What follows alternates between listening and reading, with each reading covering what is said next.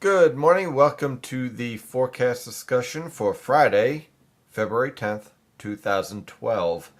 It looks like we have some interesting weather approaching the Philadelphia and New York City metropolitan area for this weekend. But let's take a look at the observations because I think that's going to tell us a great deal about the potential for our upcoming storm, if you want to call it that. Currently, what we have as far as temperatures as of 7 a.m. are temperatures in the lower to mid 20s over the interior and upper 20s to lower 30s along the coast. This is an important observation because it tells us the type of air mass that's already in place over the northern mid-Atlantic, which is cold but nothing unseasonably cold, and certainly not an air mass that would be supportive for a widespread heavy snowfall. Why? Because temperatures are already near freezing at the coldest portion of the morning, and temperatures will be rising into the mid to upper 40s, possibly even the lower 50s by this afternoon. So we're dealing with a mild air mass in place for the most part. Also notice winds are coming from the southwest over portions of New Jersey ahead of a cold front that is approaching from the Great Lakes. And that is a key observation as well. So what's going on with this storm? Well, let's take a look at the infrared satellite picture. And I have a water vapor satellite picture to show you as well to explain why this storm is not going to be all that much of a big deal, but will produce some light snow. Now, the current infrared satellite picture clearly shows a developing storm over the Mississippi River Valley and the upper Midwest. We have one disturbance with the polar jet stream with an Arctic air mass behind this cold front, and we have a disturbance with the subtropical jet stream.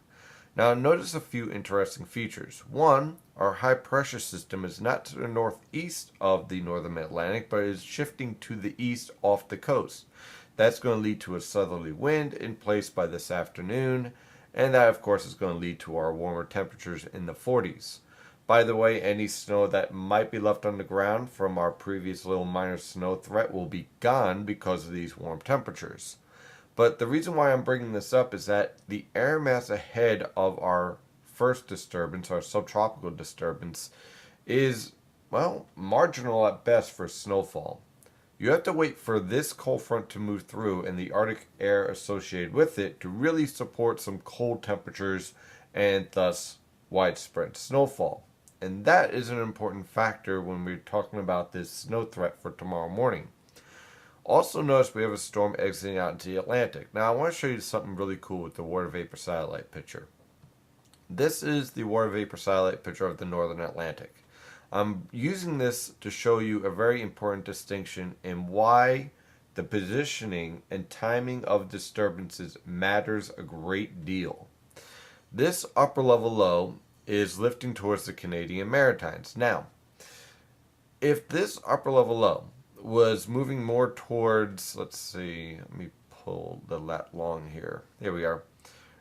In this area right here, right around 50 north, 50 west. If the upper level low was right around here at this point and moving in that direction, we would be dealing with a significant winter storm because what you have in place is significant high latitude blocking in the northern Atlantic. It slows the pattern down.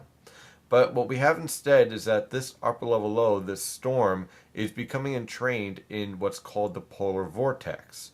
So as you can see, you have winds coming from the southwest with the polar jet stream, but you have even stronger winds with the subtropical jet stream. And that's important because that means the subtropical disturbance with all the moisture is moving much faster than the polar disturbance.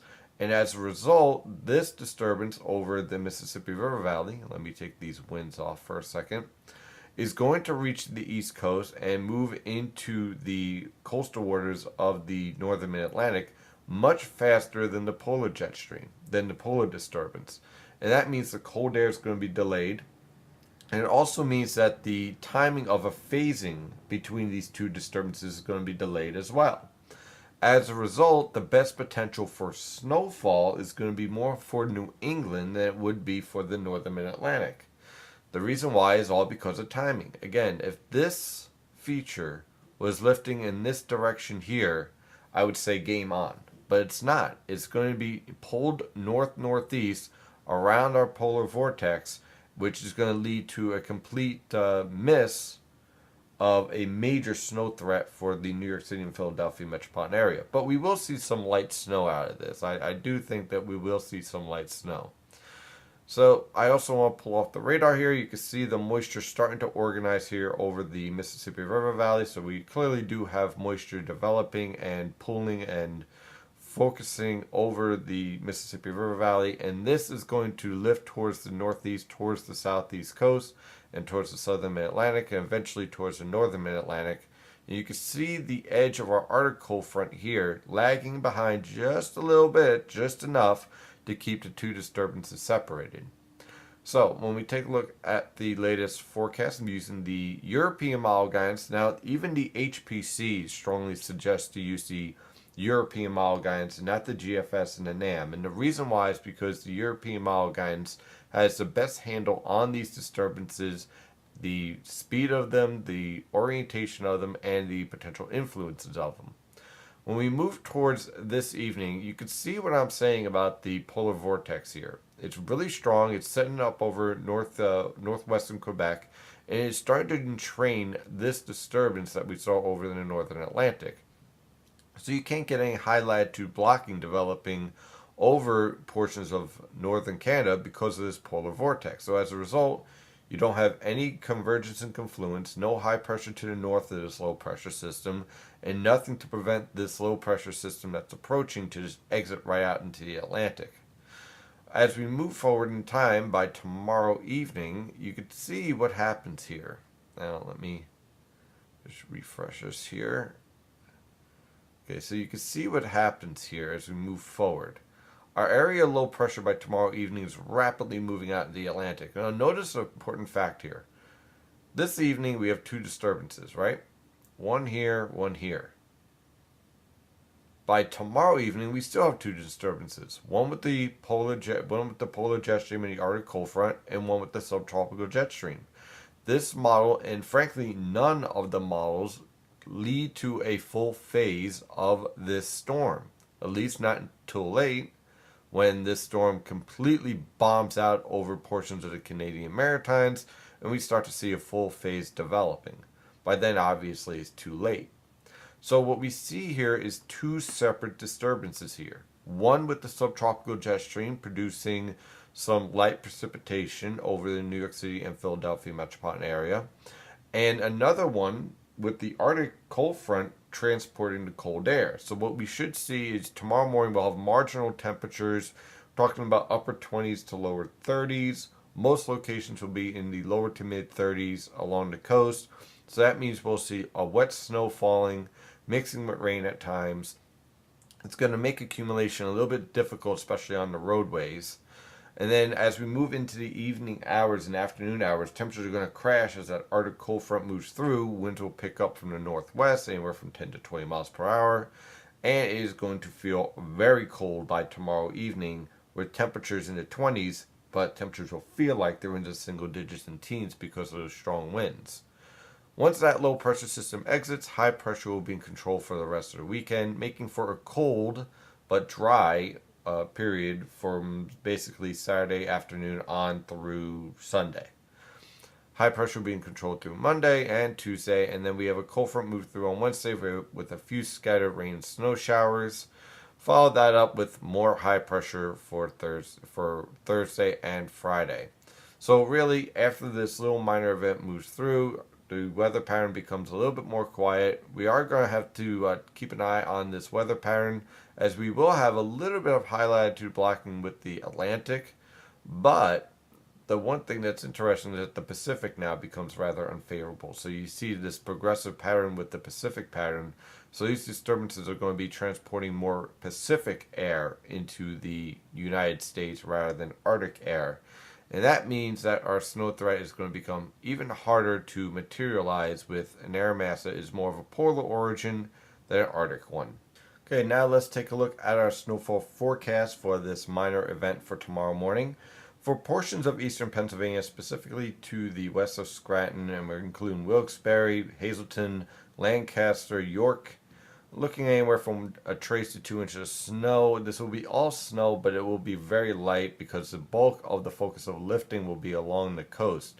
As we move towards southern New Jersey and the southern portions of the Philadelphia metropolitan area, a bit of a mix of rain will hold down accumulations. I'm looking at anywhere from a trace to 2 inches of snow, generally on cold surfaces and grassy surfaces, as surface temperatures will be rather marginal at best, temperatures ranging in the lower to mid 30s tomorrow morning.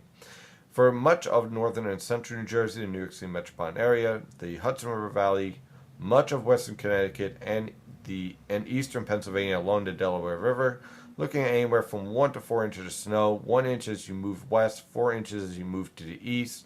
New York City looked for around 2 to 3 inches of snow out of this, and a good portion of this is going to be on grassy surfaces, as again, temperatures will be marginal at best, ranging from the upper 20s to lower 30s.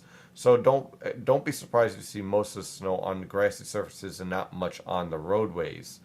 For portions of Long Island and southeastern Connecticut, there will be a little bit more of a mix of rain and snow and sleet to start, changing over to snow gradually, ranging anywhere from 1 to 3 inches. But there is going to be an inverted trough I'm going to keep an eye on that could produce a little bit more snow at the very end of the system tomorrow morning between 10 and 11 a.m.